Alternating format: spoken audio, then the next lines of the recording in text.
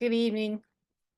My name is Randall, and I welcome you to, thank you for joining us at Chalice Community Forum, where we welcome all people of goodwill for tonight's community forum, prioritizing care, safety, and community investments.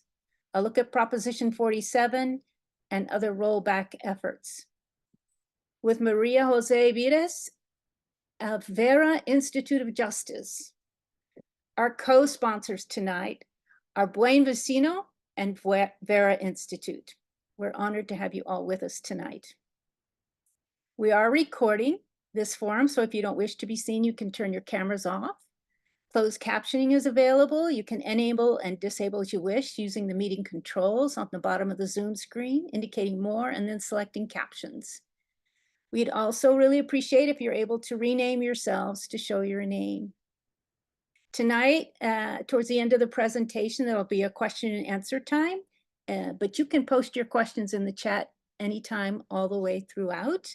We'll do our best to make sure as many questions are answered as possible during the Q&A. And during the Q&A, you can also raise your virtual hand and ask your question yourself. Now I invite you to take a deep breath and be present as we light the chalice of our Unitarian Universalist faith. Our mission is to nurture spiritually courageous people who transform the world through justice and compassion. Chalice recognizes and acknowledges the first people of this ancestral and unceded territory, the Chumash, who have been here for at least 13,000 years. We pay honor and respect to their elders and descendants, past and present, and recognize that the Chumash are still here and remain stewards and caretakers and advocates of these lands, river systems, and ocean waters. To introduce tonight's speakers, I'm going to turn it over to policy advocate of Buen Vecino, Effie. Hello, everyone. Thank you, Randall. Thank you for having us tonight. Good evening, everyone. My name is Effie. My pronouns are she, her, and I am a policy advocate with Buen Vecino. Buen Vecino is a multiracial, multi-generational organization of neighbors working together for racial, social, and economic justice. Buen Vecino was formed in 2017 by a group of committed neighbors in East Ventura County who anticipated and prepared for the increasing hardships and burdens that would arise among already under-resourced, underrepresented, and disenfranchised communities under a new administration. Our organization is dedicated to building a just and inclusive society in East Ventura County and beyond through activating grassroots leaders, community organizing, and policy advocacy. Our vision is to cultivate a world where all people live as good neighbors, where human rights are guaranteed, and a sense of belonging is shared by all. We oppose the proposed repeal of Prop 47. By upholding Proposition 47, we continue to move forward, investing in solutions that address the root causes of crime, reduce unnecessary costs, and promote long-term public safety. Thanks to each of you for being here this evening, and thank you, Chalice and the Vera Institute of Justice for supporting this event. And now I am pleased and honored to introduce our speaker. Maria Jose Vides is a senior program associate with Vera, California, supporting policy analysis, advocacy initiatives, and power building in Los Angeles County, the Bakersfield and Kern County region, and at the state level to advance care-first investments and create well-resourced communities. Before joining Vera in 2022, Maria Jose was a 5th grade reading teacher in Dallas, and more recently, the regional policy advocate with the Coalition for Humane Immigrant Rights of Los Angeles. Her work in Los Angeles County helped secure an investment in legal services for immigrant communities through Represent LA. She also played a key role in advocating for pandemic recovery investments as part of the Immigrants Are Los Angeles campaign. In addition to her work at Vera, Maria Jose is part of the Florence Firestone Participatory Budget Advisory Committee. MJ holds a BA in Public Policy Analysis from Pomona College and a Master's in Education from Southern Methodist University. Thank you so much, Effie, and thank you everyone for having me today and having our Vera team here in the space and for joining us to have such an important conversation. And I'm going to share my screen really quickly. And if you're able to see it, well, maybe not that one. I got a little, okay. If you're able to see it, can you please give me a thumbs up?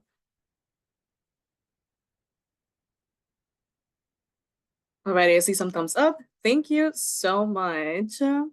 Alrighty, so we're gonna get started, and it got a little ahead of me. I want to give you a quick preview of the agenda. We are going to have about 45 minutes for our presentation, and then we're going to do Q&A, and then we're gonna turn it over back to Chalice Forum and Buen Vecino for any closing remarks or any announcements that they may have for you all.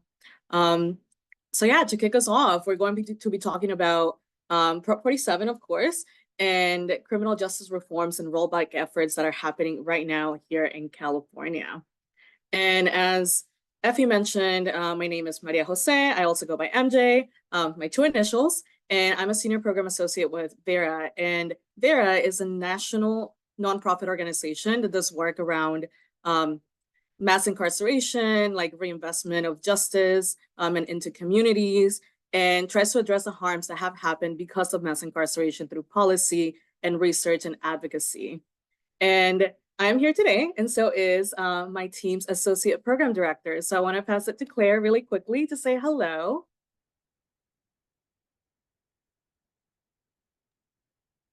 Hi, everyone. I'm Claire, she, her pronouns. I'm the associate director at Vera, California. You're in great hands with MJ presenting today, but I just wanted to come off and introduce myself. I'm a former federal public defender in Los Angeles. I've also done some impact litigation here in LA County as well before coming to Vera. And I will be here to answer some questions as well. But I will kick it back to MJ, and thank you again for joining us. Thank you so much, Claire. And well, we're gonna get started then. And ooh, there is something missing here. I think it might have gotten deleted. But we're going to talk a little bit about, again, what incarceration looks like in California, what it looks like in Ventura County, and then talk about what this Prop 47 is. If you've never heard about it, I think there's going to be some basics that we're going to cover. And then we're going to talk about some rollback efforts that are happening right now and how you can be involved in fighting back and protecting the very hard-earned victories that we have made and the progress that we have made in California to ensure public safety, but also investments in community in that process.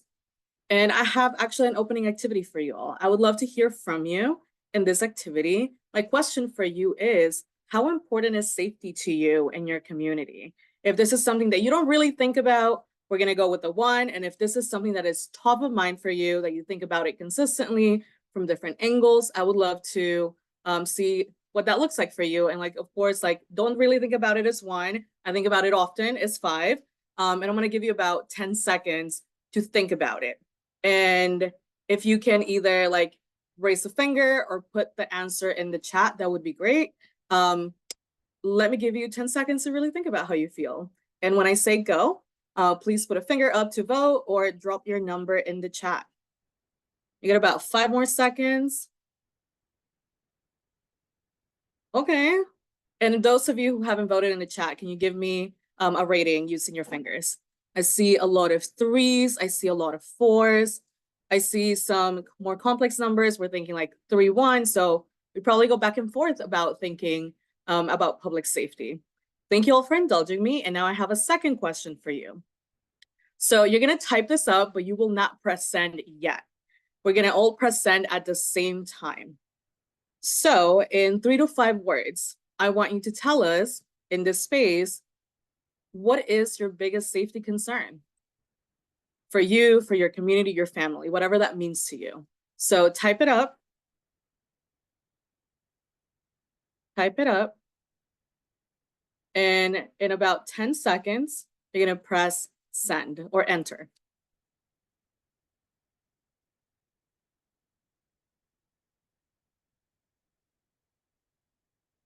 All right.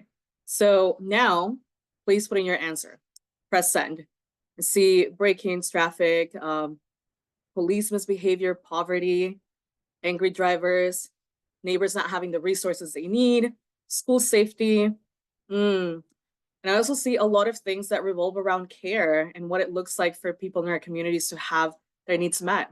I see safe and affordable housing, mental health support, white supremacy, police brutality, environmental change.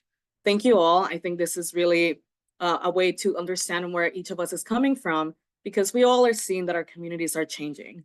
We are seeing that there is more folks struggling in our streets and our downtowns. We're also seeing that there is different experiences that we're having with things like shopping, like retail shopping. We're seeing some of our family members and community members also struggle with mental health and substance use disorders. And all of this ties together to why Prop 47 has been such an instrumental policy tool to drive us closer to change and drive us closer to having resources in our communities. So I just want to name that. And before we go on, I know that some of you already mentioned things like we want to make sure that our people have what they need to have to be able to thrive.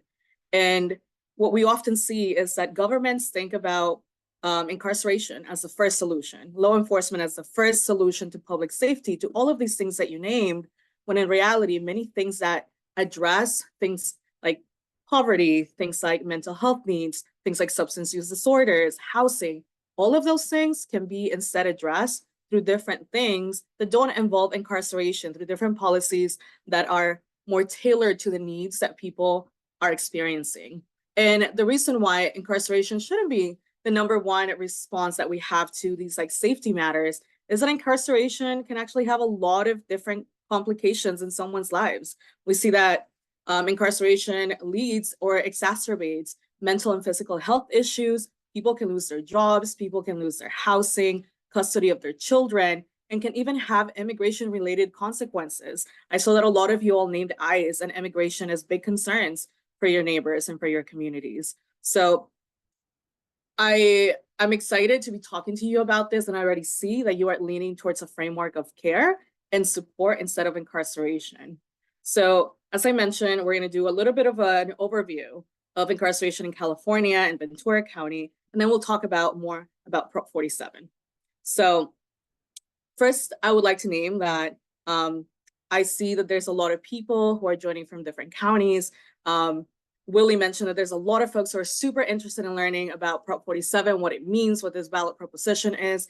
And I will name now that there's this really bad ballot proposition on the November ballot that is calling itself the Homelessness Act, but it is anything but that because it doesn't actually address homelessness. Instead, it's going to incarcerate people for longer, and it's going to decrease the amount of funding that we have for treatment in our communities and all of those things. So the ballot prop really takes us back to an era of mass incarceration that was in effect before 2014 when Prop 47 passed. And in this session, we're going to talk about that prop, and we're also going to think about what that means for Ventura County and for yourselves and the ways that you can take action and also support the work that now many organizations are starting to push back with. So incarceration in California. Incarceration in California is a very complex issue because California, despite the fact that we, I think, have this fame of being a liberal-leaning state, there is a very heavy reliance on incarceration. We see that incarceration actually has the biggest prison system in the country. On an average day in California, there are about 60,000 people incarcerated in county jails and another 100,000 people who are in state prisons. That is a total of 160 community members, family members of someone who are incarcerated. And what is also important to know is that people of color, specifically Black and Latinx Californians, are incarcerated at much more disproportionate rates than their white counterparts. We see that Black and Latinx people combined make up about 47% of the state's population, yet they make up 66% of the state's collective county jail population. So if we add everyone up who's incarcerated in the state of California in a jail, 66% of those people are Black or Latinx. And that number or that percentage is even higher for the state's prison population, which is at 74%. And when we look at the spending that we're pouring into our state prisons and jails, we see that California is spending about $18 billion in the criminal legal system as of this year. In 2021, all the counties collectively spent about $14 billion on policing, on incarceration. That means like jails, probation, the judicial system, actual like holding of people in jails. And when we invest in all of these things, that means that we're investing less in the other things that meet the needs of people and that really allow us to have thriving communities. So in California, there is about 300 different kinds of facilities, whether that is the adult jails, the juvenile, which is the youth facilities, and the state prisons. There's about 300 of them. Yet there's only about 116 community colleges, 23 CSUs, and 10 UCs. There's this really famous quote or like famous stat that I learned when I was becoming a teacher.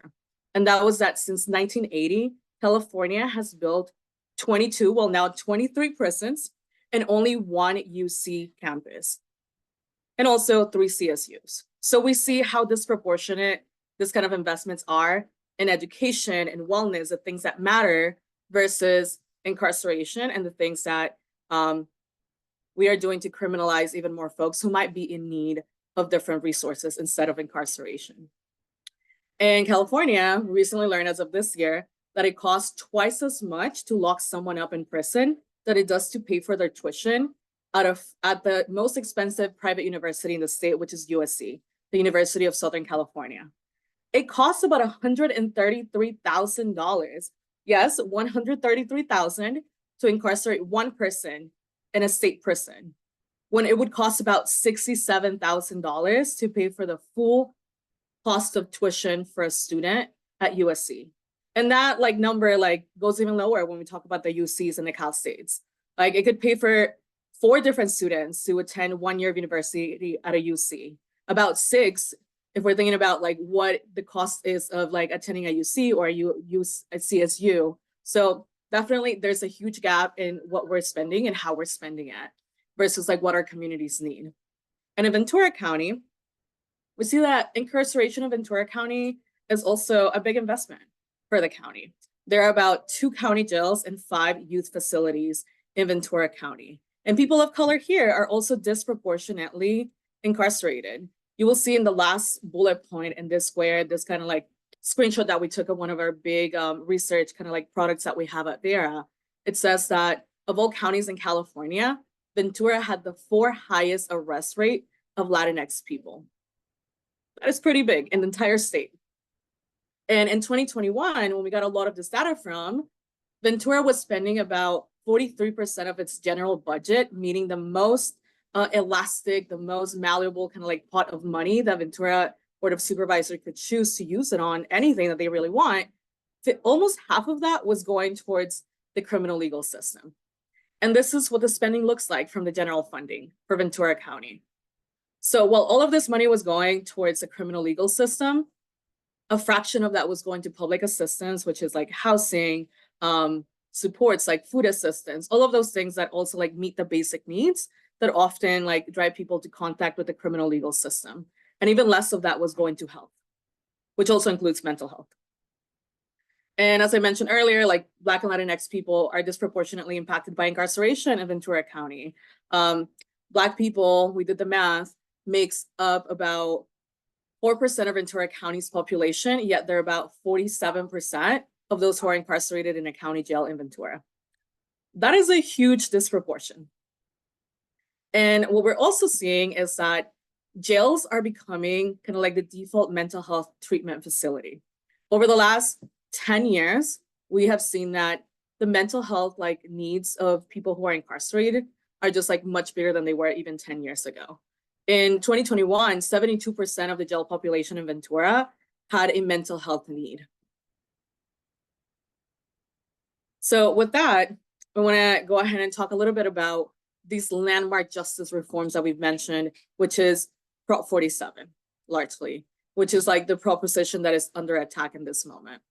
So after there were a bunch of harmful tough on crimes laws that were implemented in California in the 1980s and the 1990s, we saw that the prison population just soared.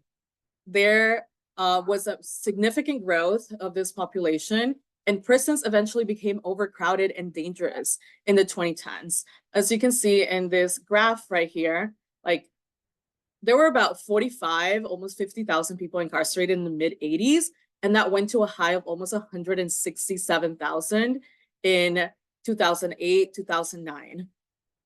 And at this point, the US Supreme Court was like, y'all need to do something about this, and ordered California to actually reduce its prison population by more than 30%. And in response to all of this and this order, there was a ballot proposition on the November ballot of 2014. And Californians voted at this point to support Prop 47, which allowed people to, or the system to save money and reduce incarceration without really compromising public safety. And what we see here is that instead of sending people to prison for years and years and years for low-level offenses like simple drug possession, Prop 47 instead capped the length of those sentences to 1 year. And instead, in that period of capping these sentences, the savings that were produced were used to increase access to treatment and services. And this shift resulted in what we see here in these graphs, which is a decrease in both the state's prison and jail populations. So Prop 47 allowed California over the last 10 years to save about $800 million that were instead invested into community services like substance use and mental health treatment, housing, homeless prevention programs, workforce development and training, victim services, and K-12 violence prevention programs that can be available at schools. So what we're seeing now is a massive rollback in what we're calling the Mass Incarceration Act. And we know that, again, our communities are facing real challenges, from the fentanyl crisis to homelessness, to changes in how we experience retail shopping. But what we see is that this proposition is really tough on crime, and it wouldn't really address these different needs and these different issues that we're seeing. The official name of the proposition, by the way, is allows felony charges and increases sentences for certain drug and theft offenses or crimes. So it's very descriptive of what it does. Allows felony charges and it increases sentences. And while we see this, the proponents of this proposition are calling it the Homelessness, Drug Addiction, and Theft Reduction Act, or simply the Homelessness Act, which is really a big misnomer because the proposition does not actually address homelessness. It again calls for longer prison sentences for low-level offenses, and it reduces funding for community treatment and services, which means that instead of addressing the need to have these different resources, it would instead reduce the funding that we have available in California for those things. And it is expected that over the next 10 years, the initiative would actually result in over 1.5 million people being sent to prison, more than what we have right now, more than the stats that we have right now, and more than 100,000 people being sent to local jails. That means that those different budgets would also increase, and we'd be spending even more money on incarceration than we are on all the other things that we showed in the graphs earlier, like education and public assistance and cultural and arts kind of programs. And the more money, again, that we spent on incarcerating people, the less money that we have for life-saving services. And over the next 10 years, some of our partners have calculated and done the math on this, that the proposed initiative would actually take over $1.1 billion from things like drug treatment and homelessness prevention programs, the survivors of crime programs and support services, and school programs. And while the ballot proposition says that it would offer, again, court-mandated drug services, instead, what we would see is that there would be a reduction of funding for those treatment services and those different resources that people need to get better and to be well. And when it comes down to homelessness, we know that in California, we have a big homelessness crisis. The cost of living is rising, affordable housing is harder to find. And as of earlier this year, there's estimates that about 1 in every 4 unhoused people live in California. And instead of actually addressing homelessness, like we mentioned, this proposition is likely to make homelessness worse because incarceration makes homelessness worse, not better. What we know is that formerly incarcerated people are 10 times more likely to be homeless than someone who has not been incarcerated before. And in turn, people who are homeless are 11 times more likely to be arrested and have contact with the criminal legal system than someone who is in stable housing. So this means that we're having a feedback loop where people are fed into the system and then they return to homelessness, and from homelessness, they go back into the criminal legal system. And if we don't have money for housing, which be taken away if this proposal was to pass, we would have less resources to be able to support the people who we know have this very complex and different needs, who are also now facing different challenges from decisions like the Supreme Court decision that happened just yesterday. And according to research, we also see that people of color often receive harsher punishments than their white counterparts. And this balanced proposition, because of what we know about research and punishment, is more likely to increase racial disparities. And what is behind this ballot proposition? Well, the ballot proposition, the Mass Incarceration Act, is funded by special interests. The ballot measure has received a lot of money, a lot of support from interest groups like Walmart, Target, the California Prison Guards Association and Union, as well as the DA's Association.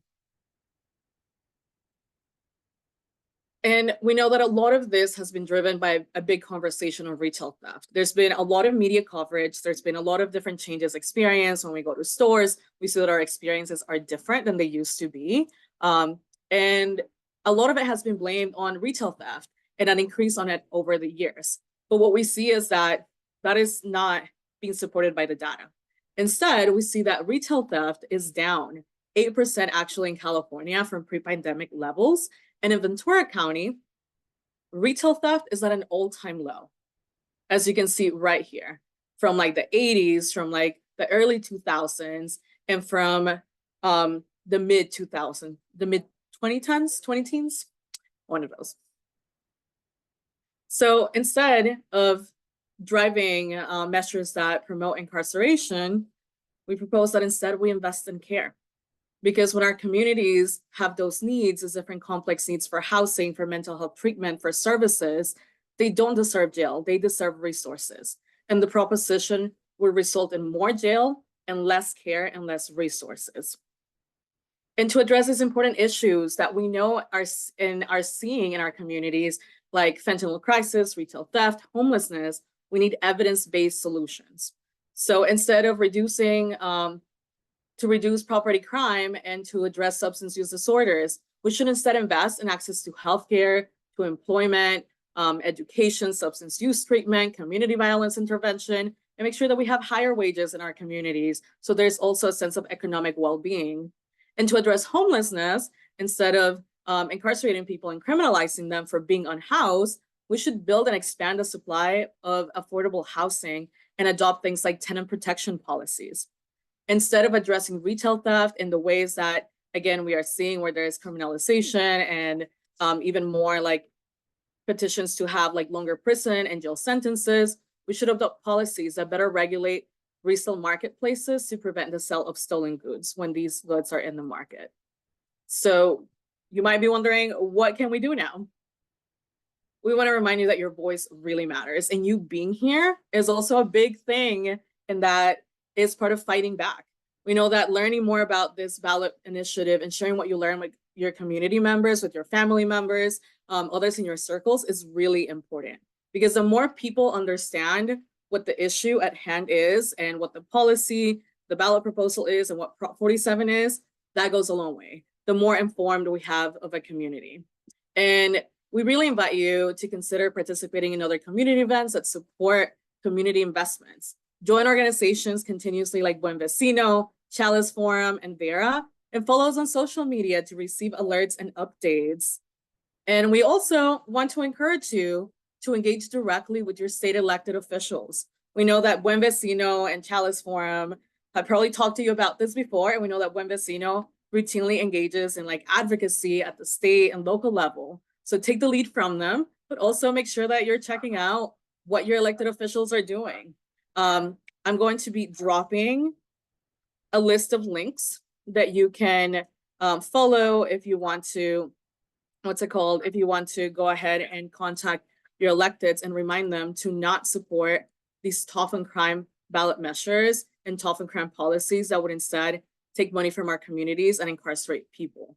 And more locally, call into your Board of Supervisor meetings. Ventura County has 5 different representatives that represent different communities. And they all also have the power to do advocacy and to also invest in the programs that matter in our communities and in your communities. And something that we've started to see is that different like city councils or different Board of Supervisors bodies have started to support the ballot measure. So if you all see any of these things like the homeless initiative, homeless proposition, make sure that on the agendas that they have for their meetings, make sure that you call in and make sure that you tell them that that is not something that you need to see in your community, that instead they should again be funding programs that meet the needs of Ventura County residents. And lastly, we also have some resources for you. We have compiled some resources from our partners who've been doing this work and have been advocating for different community resources and services, and are also trying to protect Prop 47. And I'm also dropping a lot of those in the chat, and I know that folks at Buen Vecino and Chalice Forum will follow up with them as well. So if you miss them, if there's too many, please know that you will also receive those in your email. And I see a comment about what the bill number is. So the bill, the proposition is not a bill. It would be in your ballot measure, in your ballot this November. And I believe that we don't yet have a number. So that is going to be TBD, but the name is the name that I mentioned earlier. And